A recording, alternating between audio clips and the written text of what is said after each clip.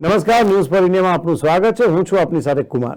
Rajkot Lok Sabha seat પર ભાજપના ઉમેદવાર પુરુષોત્તમ રૂપાલાએ ક્ષત્રિયો પર કરેલ વિવાદાસ્પદ ટિપ્પણીની આગ હવે સમગ્ર રાજ્યમાં ફેલાઈ છે. રૂપાલાએ 2 વાર માફી માંગી અને ત્યાર પછી સી.આર. પાટીલે પણ હાથ જોડીને માફી આપવા વિનંતી કરી હતી. આમ છતાં પણ ક્ષત્રિયો રૂપાલાની ઉમેદવારી પાછી ખેંચવા માટે અડગ બની રહ્યા છે. ત્યારે હવે આ મામલે પાટીદાર સમાજ રૂપાલાની ટિકિટના સમર્થનમાં આવ્યો છે. આમ હવે ક્ષત્રિયો અને પાટીદારો વચ્ચે રાજકીય જંગ જામ્યો છે. રૂપાલા વિવાદ પર કોંગ્રેસના પૂર્વ ધારાસભ્ય લલિત વસોયાનું નિવેદન સામે આવ્યું છે. તેમણે કહ્યું કે ક્ષત્રિય સમાજની લડાઈ માત્ર રૂપાલા સામે છે. ભાજપ દ્વારા બંને જ્ઞાતિ વચ્ચે વિવાદ કરવાનો પ્રયાસ કરાઈ રહ્યો છે. ક્ષત્રિય સમાજની લડાઈ પાટીદારો સામે નથી. ક્ષત્રિય સમાજની લડાઈ માત્ર રૂપાલા સામે જ છે. રૂપાલા વિવાદ પર લલિત વસોયાએ એવું નિવેદન આપ્યું છે.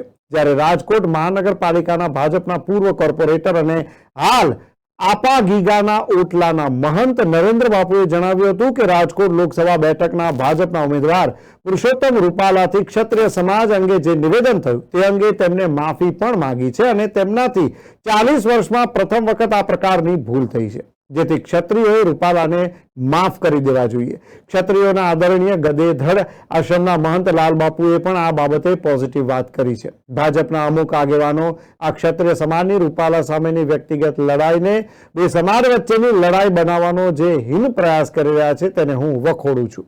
તેમણે વધુમાં જણાવ્યું કે રાજકીય માણસ હું હોઉં કે પછી અન્ય કોઈ હોય, ચૂંટણી ટાણે પોતાના રોટલા શેકવા સમાજને અલગ કરવાના પ્રયત્નો કરતા હોય છે. ત્યારે ગામડાના નાના માણસોમાં બે સમાજ વચ્ચે વિભાજન થાય છે તે વર્ષો સુધી ભોગવવું પડે છે.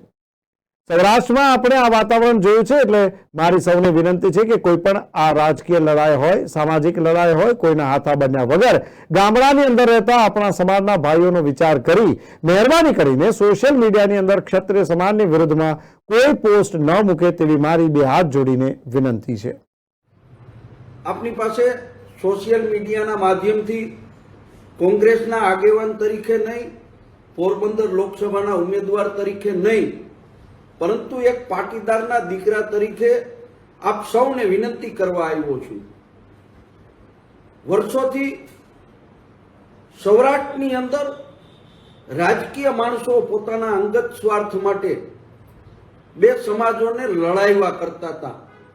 આખાએ સૌરાષ્ટ્ર, આખાએ ગુજરાતની અંદર ક્ષત્રિય વર્સિસ પાટીદાર ની લડાઈ વર્ષો સુધી ચાલી.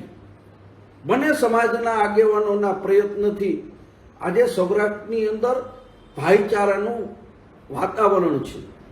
ત્યારે પુરુષોત્તમ રૂપાલાજી એ જે વાણી વિલાસ કર્યો અને એને કારણે સમગ્ર ગુજરાતનો ક્ષત્રિય સમાજ પાટીદાર સમાજની સામે નહીં પરંતુ પુરુષોત્તમ રૂપાલાની સામે લડાઈ કરી રહ્યો છે. ત્યારે ભારતીય જનતા પાર્ટીના અમુક આગેવાનો આ ક્ષત્રિય સમાજની રૂપાલા સામેની વ્યક્તિગત લડાઈને બે કોમ વચ્ચેની, બે સમાજ વચ્ચેની લડાઈ બનાવવા માટેનો જે હીન પ્રયાસ કરી રહ્યા છે એ પ્રયાસને હું વખોડું છું અને સાથે સાથે મારા પાટીદાર સમાજને પણ વિનંતી કરું છું કે રૂપાલાજીને તમારે મત આપવો હોય તો આપો, તમારે રૂપાલાજીને સમર્થન આપવું હોય તો આપો, પરંતુ ખુલ્લે ખુલ્લા મેદાનમાં આવી અને ક્ષત્રિય સમાજને ઉશ્કેરવાનું એટલા માટે કહું છું કે રૂપાલાજીએ ક્ષત્રિય સમાજની બેન દીકરી ઉપર